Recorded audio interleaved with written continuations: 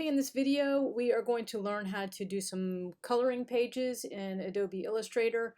You're going to learn how to use the image trace, the blob brush, and the eraser, and how to make layers have transparency. So there's a lot of good things to learn in this, and it'll be a lot of fun. So first of all, I'm providing you guys with some different coloring pages. If you want to find one of your own, you can, but I've done some work to prepare them, and I think that it might be better if you just use some of the ones that I made for you.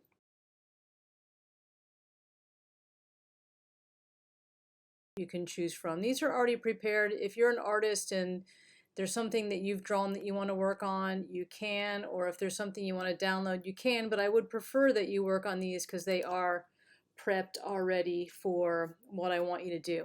All right, so I'm going to work on this one, and let's see. What you need to do first is let's make a new document. So I've opened that one, but I'm going to make a new document, and this is where we're going to put all your work in. And you want it to be a print document. So go to print and choose letter.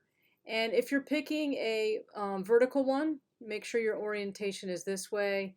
If you're picking a horizontal, pick this orientation here, and then you can just name this coloring page and say create. All right, so there's my document. I am going to go to my coloring template that I opened up and just copy that. So I'm going to click on this, copy, and close that JPEG out, and I'm going to paste it in here into my document. So what we need to do first is do an image trace on this. Okay, so go to your window, make sure you have the right workspace. We want essentials. Go to reset essentials to make sure that your windows over here on the right look just like mine. And right now, so this picture that we've copied in here, these coloring templates, they're JPEGs, which are raster or bitmap images like you would use in Photoshop. And we want to convert them to vector artwork to work with in Illustrator. So you can go over here to the properties panel and go down where it says quick actions and see image trace. So we're going to convert this image into a tracing object. So we're going to click on image trace, and for the photos that I've picked out for you, just choose low fidelity photo. There's other settings if you're doing something else, but for this assignment just click low fidelity photo, and this will take a little bit of time. Illustrator is going to go in and convert all the photos pixels into vector lines. So we're almost done. It's not all the way done. The next thing you have to do, where it says quick actions, click expand. All right, so now notice how when I go to Control Y, you can see that Illustrator outlined everything that it saw was a black line. So now it's a vector drawing and we can color it in. So I'm going to do Control Y again just to go back into that mode. And the next thing we want to do is get your direct selection tool, which is the white arrow, and just click and drag in that corner right up there and press delete twice. And that gets rid of the white box that was around the image.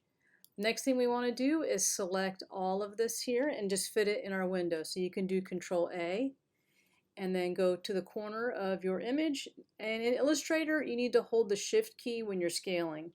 So when you hold the Shift key, it stays in proportion. So if I don't hold the Shift key, it stretches things out. So if you want it stretched, I guess that's okay, but I'm going to hold the Shift key and keep mine proportional. And just fit it in your document window like that. Okay, so the next thing we want to do is go over where it says layers. Let's open up our layers, and we can double click in there and name this template. And then we're going to make a new layer. So go over here and choose new layer, and we can call this one coloring. And we want to drag that one below the template layer. Okay, and then the brush that you're going to get, it's over here. When you see your toolbox, you'll see the paintbrush, but you want to click and hold that and get the Blob Brush tool. This is what you're going to color with. So click on the Blob Brush tool, and then go over here and double click on the foreground color and choose the first color that you're going to use. And the size of your brush, it's just like in Photoshop. If you go to your P on your keyboard, and just to the right of that, those are your bracket keys.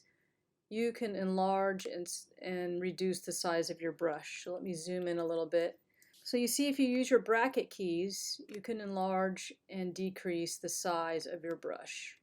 So let's say I go in here and I start painting and coloring this in, and I have this. Now what happens is you don't see it when you let go of the mouse because this template layer is blocking it out. It has white on there. So if I hide that, you can see my green blob is there, but it's being hidden by this. So in Photoshop, you know, you have in your layers, you have those blending modes where you could put it on darken or multiply.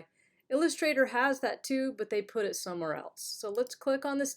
Let's lock what we did on the coloring just for a second. I don't want to select that.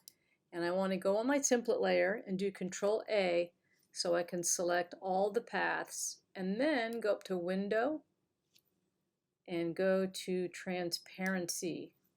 Then you can change normal to darken. So now you can see that everything that's black that's on that template layer is just darkening whatever I color. So we can go ahead and lock that template layer, and let's unlock the coloring, and you can continue coloring. So let me go back to my blob. So I want to continue coloring in the same color that I started, but I don't have that in my picker anymore. So if you just get the selection tool and you click on the last thing that you used, it will bring that color back up. So then we can go and get the Blob Brush tool and we can start filling in again.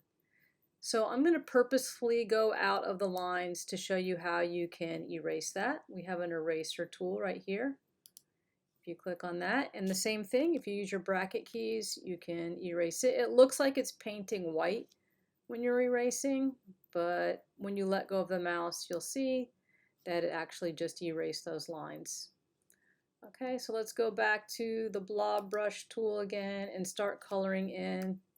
You'll notice one other thing that I think is interesting in Illustrator. I'm not sure why this happens, but when I'm using this Blob Brush tool, even though I picked green as the foreground color and I did not have a stroke, an outline, when you're using the Blob Brush tool, it changes it to stroke instead of the fill as your color. However, when you click on it, you can see that the fill is the green and the stroke is none. So just keep that in mind if you're working and you come across that is just one of the weird quirks about working in Illustrator with the brush tool. So once again, if you make a mistake, don't worry about it. You can just go in and use the eraser tool, and it looks like you're painting white, but you're actually erasing. All right, and when you want to get other colors to shade different parts, I can show you how to do that. Let me just finish coloring in part of this cactus so you can kind of see how it performs.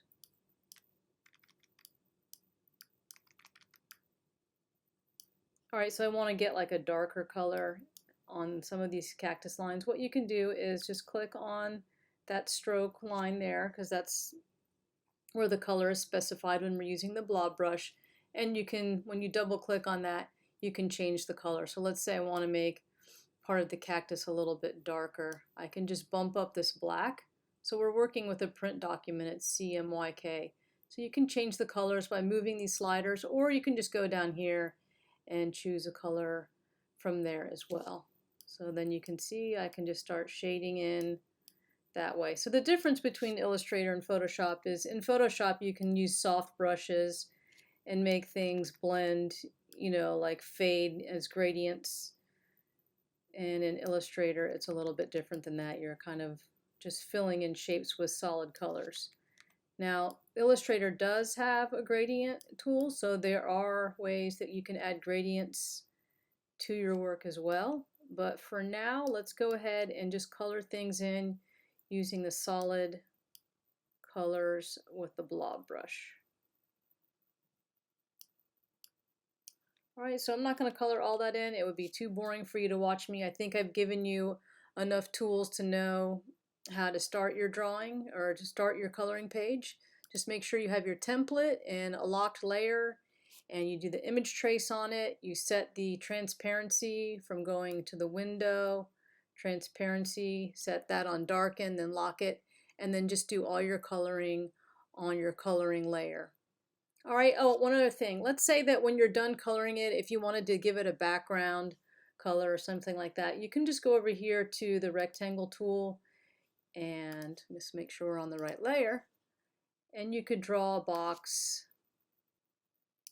and fill it with a color. And it would be on top of everything else. So either make that on a different layer, or you can do things like object, arrange, send to back. So you can layer things that way too, by sending them to forward and backward with object, arrange. You could also have done that by just putting that on a separate layer. So if you want to keep creating layers, you can do that as well. So then I'd have my background on another layer. All right, so experiment around with this, have fun, and when you're done, you want to save it. So just do File, Save. And I had already named it Coloring Page in the beginning, so save. So after you save your Illustrator file, you need to save another file that you put in your portfolio, your website. And for websites, they're digital documents, so they need to be a little bit different. So you're going to go to File, Export, Export As, save the format as a JPEG, and you can click Choose Artboards. What that does is it lets you save everything inside like this white window that you have. So JPEG, use Artboards, say Export. I'm going to replace that because I had already saved it. And then here's the settings that we need to talk about. So in a print document, your color model is CMYK, but since we are going to put our JPEG on our website, you want to go ahead and put that back down to RGB. You can make the quality in the middle, 5 is fine. And then the other thing you need to look at is the resolution. So for printing, you normally have 300 pixels per inch. For a website, you really only need it to be 72. So just go ahead and put that on screen.